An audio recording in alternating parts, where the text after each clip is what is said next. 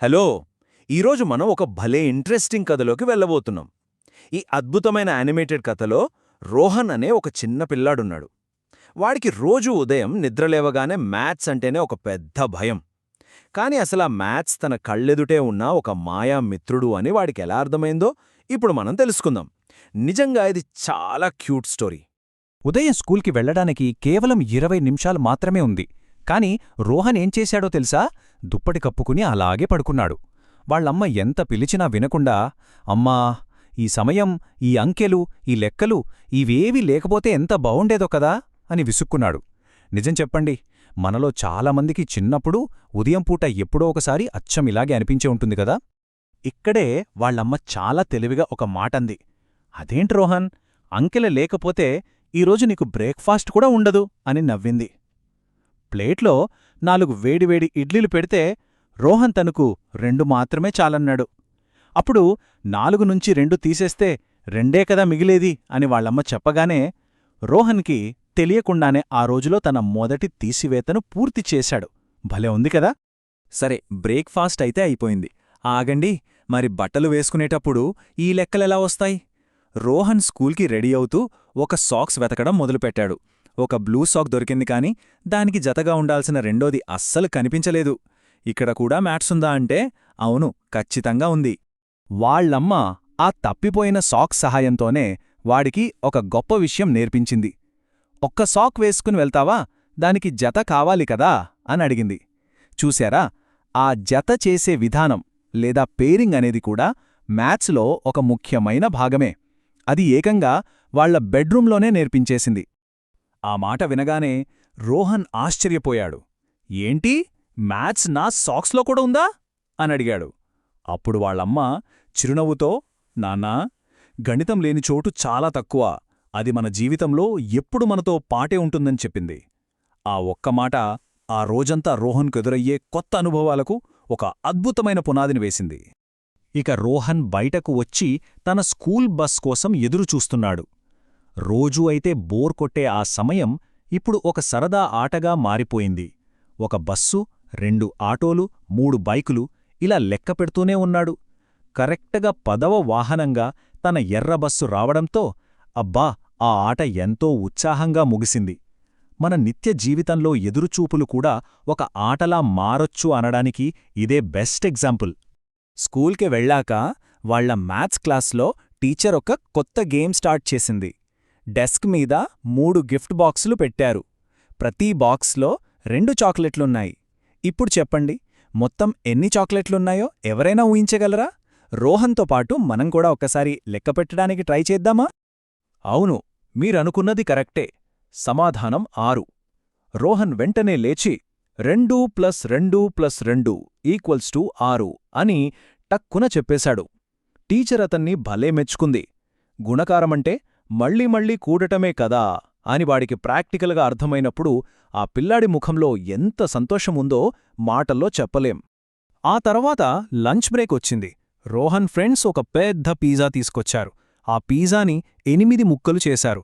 అక్కడ మొత్తం 4 స్నేహితులున్నారు. రోహన్ ఏమాత్రం ఆలోచించకుండా ఆ 8 ముక్కల్ని 4కి సమానంగా పంచితే ఒక్కొక్కరికి 2 ముక్కలు వస్తాయని చెప్పాడు. చూసారా, సరదాగా భోజనం చేసేటప్పుడు కూడా ఫ్రాక్షన్సు మనకు తెలియకుండానే ఎలా మన ముందుకొస్తాయో. ఇక సాయంత్రం ఆటల సమయం. ఇక్కడ కూడా గణితం ఎంత ముఖ్యమో భలేగా తెలుస్తోంది. రోహన్ తన ఫ్రెండ్స్తో కలిసి క్రికెట్ ఆడుతున్నప్పుడు వరుసగా 1, 4, 6 పరుగులు చేశాడు. తన మొత్తం స్కోర్ 25 అని ఫ్రెండ్ చెప్పగానే రోహన్ ఆశ్చర్యపోయాడు.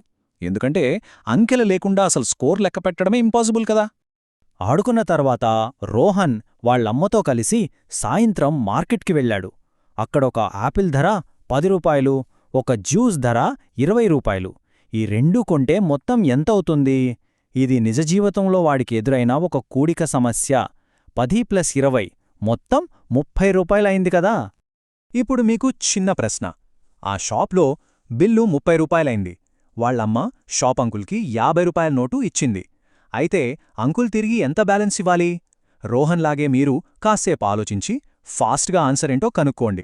ఎగ్జాక్ట్లీ 20 రూపాయలు. రోహన్ కూడా కొంచెం ఆలోచించి కరెక్ట్గా 20 అని చెప్పాడు. ఆ షాపంకులైతే రోహన్ని చూసి వెరీ స్మార్ట్ బాయ్ అని భలేగా మెచ్చుకున్నాడు. వాడికప్పుడు కలిగిన ఆనందం అంతా ఇంతా కాదు. ఇంటికొచ్చాక రాత్రి సమయంలో రిలాక్స్ అవుతున్నప్పుడు కూడా ఈ అంకెలు వాణ్ణి వదల్లేదు. రోహన్ టీవీ చూస్తూ తనకిష్టమైన కార్టూన్ కోసం వేచేస్తున్నాడు. స్క్రీన్ మీద 10, 9, 8 అని కౌంట్డౌన్ రాగానే రోహన్ ఒక్కసారిగా గట్టిగా నవ్వేశాడు. ఉదయం లేచినప్పట్నుంచి మ్యాథ్స్ తనను ఓ ఫ్రెండ్లా ఫాలో అవుతూనే ఉందని వాడికి పూర్తిగా అర్థమైపోయింది. ఆ క్షణంలో రోహన్ ఆలోచనా విధానం మొత్తం మారిపోయింది. ఆ రాత్రి రోహన్ తన హోంవర్క్ చేయడానికి కూర్చున్నప్పుడు ముఖంలో ఏమాత్రం విసుగులేదు. గణితమనేది ఒక కష్టమైన పనిలా కాకుండా చాలా ఉత్సాహంగా సాల్వ్ చేయాల్సిన పజిల్స్లాగనిపించింది. ఎంత మంచి మార్పో కదా ఇది! అలా కొద్ది రోజులు గడిచాయి. రోహన్ ఇప్పుడు ఎంత కాన్ఫిడెంట్గా తయారయ్యాడో తెలుసా?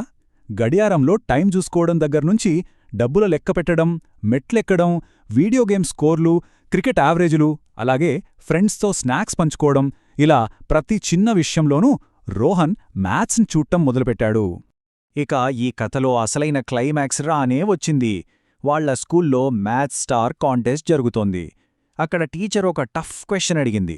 అసలు మ్యాథ్స్ మనకు నిజ జీవితంలో ఎక్కడుపయోగపడుతుంది అని. ఆ ప్రశ్న వినగానే క్లాస్ మొత్తం ఒక్కసారిగా పిన్ డ్రాప్ సైలెంట్ అయిపోయింది. అప్పుడు మన రోహన్ నెమ్మదిగా లేచి నిలబడ్డాడు. ఉదయం మోగే అలారంలో, మనం చేసే కిరాణా షాపింగ్లో, ఇంట్లో అమ్మ చేసే వంటలో, మనం ఆడే క్రికెట్లో, చివరకు మనం ఇష్టంగా పంచుకునే పిజ్జాలో కూడా మ్యాథ్స్ ఉంటుందని, మన రోజువారీ పనులన్నింటిలో గణితం దాగి ఉందని ఎంతో అద్భుతంగా, చాలా ధైర్యంగా చెప్పాడు. రోహన్ చెప్పిన బ్యూటిఫుల్ ఆన్సర్ వినగానే వాళ్ల టీచర్ ఎంతో ఎమోషనల్ అయ్యారు. చాలా గర్వంగా ఫీలయ్యారు. అద్భుతమైన సమాధానం రోహన్ అని మెచ్చుకోగానే క్లాస్లోని పిల్లలందరూ గట్టిగా చప్పట్లు కొట్టారు. ఆ క్షణం రోహన్ ఆనందానికి అవధులే లేవు. ఈ కథలో హీరోకి దక్కిన అసలైన విజయం ఇక్కడే ఉంది. అందమైన నక్షత్రాలు నిండిన ఆకాశం కింద Rohan best maths explorer award సాధించి ఆ గోల్డ్ మెడల్ పట్టుకుని ఎంతో గర్వంగా ఒక రియల్ ఛాంపియన్లా నిలబడ్డాడు. ఆ సీన్ నిజంగా కళ్ళకి కట్టినట్లుగా ఉంది కదా! సంతోషంగా ఇంటికి వెళ్లిన రోహన్ వాళ్ల అమ్మను గట్టిగా హత్తుకున్నాడు. అమ్మా, ముందు మ్యాథ్స్ అంటే నాకు ఒక పెద్ద రాక్షసుడిలా భయంగా ఉండేది. కాని ఇప్పుడు నా భయం మొత్తం మాయమైపోయింది. అది నాకు మాయామిత్రుడ్లా అనిపిస్తోంది అని ఎంతో క్యూట్గా చెప్పాడు. మనం అంకిల్ను స్నేహితులుగా చేసుకుంటే అవి మన జీవితాన్ని నిజంగా మ్యాజిక్లాగా మారుస్తాయి. ఈ కథలోని అత్యంత శక్తివంతమైన నీతి కూడా ఇదే. గణితమనేది కేవలం ఒక సబ్జెక్ట్ మాత్రమే కాదు, అది మన రోజువారీ జీవితాన్ని సులభతరం చేసే ఒక సూపర్ పవర్. మరి మనం కూడా రోహన్లాగా మన చుట్టూ ఉన్న ప్రపంచంలో ఈ మాయా మిత్రుణ్ణి వెతకడానికి సిద్ధమవుదామా?